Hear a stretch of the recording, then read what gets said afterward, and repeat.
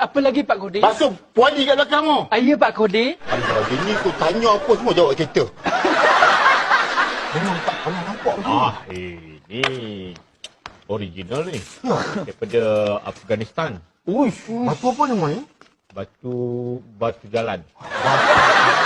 Batu jalan dia muncul motor. Malam-malam dia jalan sendiri. Cik jalan belum betul. Rumah saya. Rumah saya yang banglo yang atas bukit tu. Udah.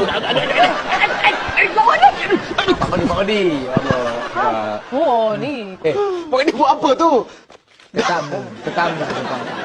Saya tak pernah tengok Pak Jalil ni. Rumah mana ni? Rumah yang atas bukit yang banglo besar tu. Yang lamannya luas. Boleh parking 14 buah kereta tu. Itulah rumah saya. Itu pun kecil tu. Saya cadang nak korek buat sungai. Bagi kapal boleh masuk. Kenapa macam dia tu? Saya memang elok cincin memang favourite tu. My favourite. Favorite.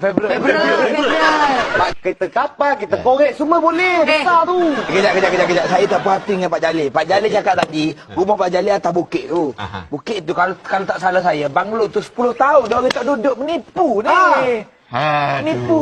Apa dikirakan 10 tahun orang tak duduk, yang penting rumah tu besar, tak ada orang mampu beli. Melainkan saya, orang yang mampu memiliki banglo sebesar itu. Habis kalau sebesar itu bukannya 14 kereta je boleh, macam-macam boleh tak? Dia paling. Apa dia Pak Kodi? La ilaha illallah. Asli, batu asli. Ya. Pak Kodi ni kan, kalau tak ada Pak Din perangai macam-macam. Aduh. Telefon Pak Din sudah datang. Sukalah buat hal. Pak Kodi jangan tunjuk perangai. Pak Kodi sudahlah. Mana ada langgar kat sini? Tamu kita ni, aduh. Sabar Pak Jalil, minta maaf. Saya faham. Masalah masyarakat bawahan memang kopi ni. Apa cakap-cakap macam tu ni kata kamu orang? Tak tahu. Pak Jalil. Ui. Pak Kodi. Ui. Biar Padin. Biar Padin. Tapi apa dia?